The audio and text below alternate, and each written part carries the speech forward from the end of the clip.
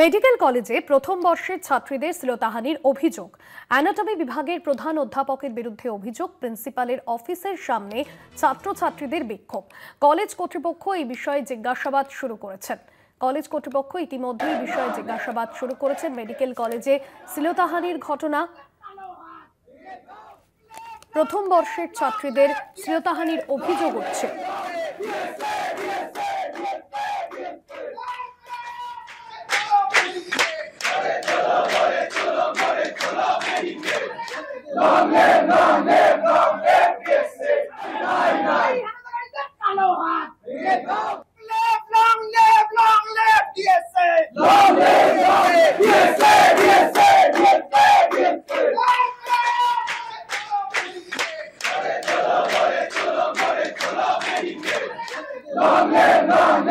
Medical কলেজের প্রথম বর্ষের ছাত্রীদের শ্লীলতাহানির অভিযোগ। অ্যানাটমি বিভাগের প্রধান অধ্যাপকের বিরুদ্ধে অভিযোগ।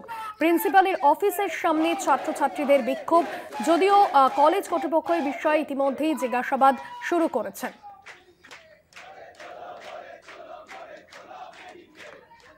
প্রিন্সিপালের অফিসের সামনে বিক্ষোভ। মেডিকেল কলেজের প্রথম বর্ষের ছাত্রীদের শ্লীলতাহানির অভিযোগ। অ্যানাটমি বিভাগের প্রধান অধ্যাপকের বিরুদ্ধে অভিযোগ। প্রিন্সিপালের অফিসের সামনে ছাত্রছাত্রীদের বিক্ষোভ।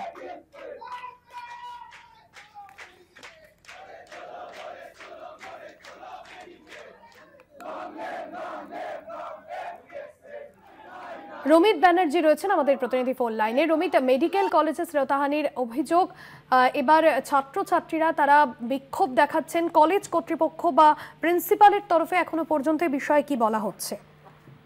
দেখো, একদমই তাই। এখানে মেডিকেল কলেজে যে অ্যানাটমি বিভাগের বিভাগীয় প্রধান রয়েছেন তার বিরুদ্ধে সেই চাঞ্চল্যকর অভিযোগ, যেই অভিযোগে বলা হচ্ছে বিভিন্ন মেয়েদের, ছাত্রীদের তিনি নাকি শ্লীলতাহানি করেছেন এবং সেটা নাকি ঘটে চলেছে বহু বছর ধরে। এবং সেই জন্যই কিন্তু আজকে মেডিকেল কলেজের যারা ছাত্র সংগঠনরা রয়েছেন তারা প্রিন্সিপাল অফিসে ডেপুটেশন জমা দেয়, তারা অভিযোগ করে এবং তাদের বেশ কিছু দাবি দেখা যায় যে এই এইচওডি কে বা বিভাগীয় প্রধানকে একেবারে পদত্যাগ করাতে হবে।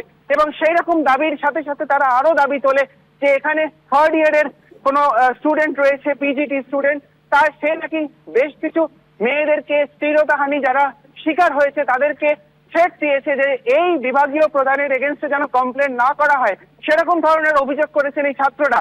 এবং তারপরেই আমরা দেখতে পাচ্ছি এই সকাল থেকে বেশ খানিকটা দুপুর 12টার থেকে এই প্রিন্সিপাল অফিসের বাইরে ঘেরাও করা হয় এবং সমস্ত ছাত্রছাত্রীরা এখানকার যারা এমসিডিএস এ রয়েছে তার সাথে সাথে যারা ছাত্র সংগঠনরা রয়েছে তারা এই বাইরে ডেপুটেশন নিয়ে জমা দেয়। এবং সেই রকম ভাবেই কিন্তু মেডিকেল কলেজের যারা কর্তৃপক্ষরা রয়েছে তারাও তৎপর হয়ে এই বিষয়ে ইনভেস্টিগেশন চালু করেছে।